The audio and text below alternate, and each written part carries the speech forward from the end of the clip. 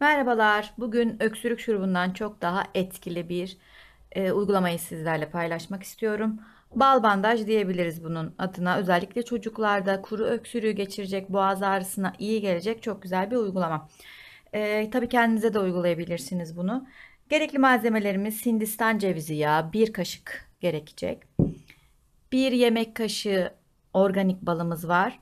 Bir çay kaşığıyla unumuz var. Ve uygulamayı yapabilmemiz için bir bez mendil yumuşak bir parça kullanacağız. Bantlamak için de şöyle bir bantımız var. Artık uygulamamıza başlayabiliriz. Bir kasenin içerisine bir yemek kaşığı Hindistan cevizi yağımızdan koyacağım. Eritebilmek adına kaynar su, sıcak suyu bir bardağa koydum. Üzerine şöyle cam bir kase yerleştiriyorum. Bir yemek kaşığı dolusu Hindistan cevizini burada eritmeye çalışıyorum.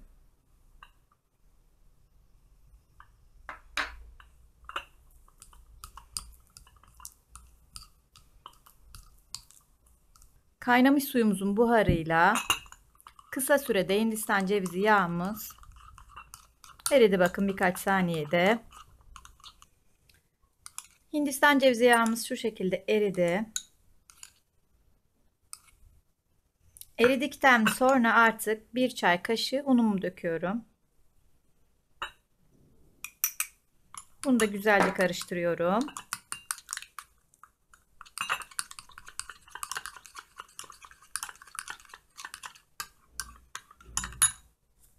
Şimdi organik balımı, bir yemek kaşığı organik balımı ekleyeceğim.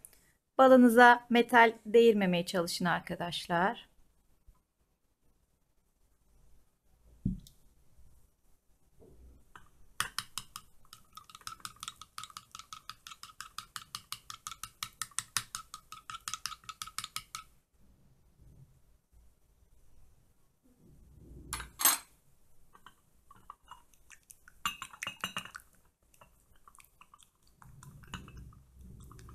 Tüm malzemelerin birbirine geçmesini sağlıyorum. İyice karıştırıyorum.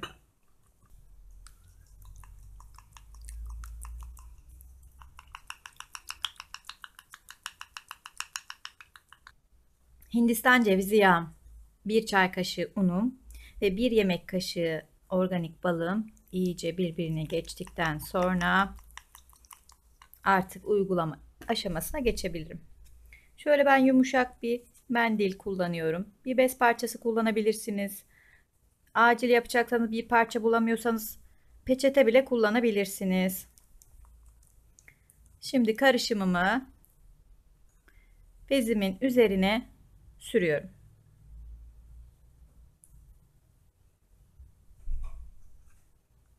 Bakın şu şekilde yayıyorum güzelce.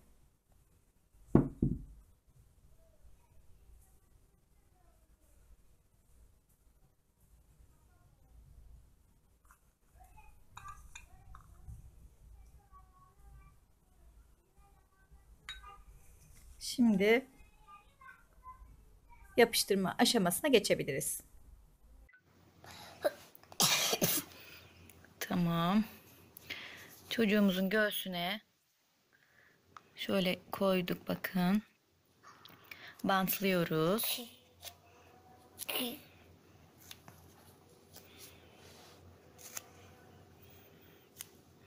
Dışarıya geçmemesi için tekrar yumuşak bir bez koyabilirsiniz. Kapatalım bluzunu.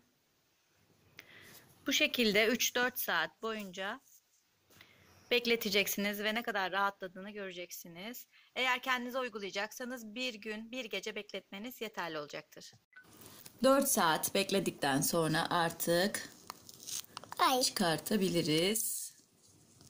Güzelce silelim. Daha iyi misin anneciğim?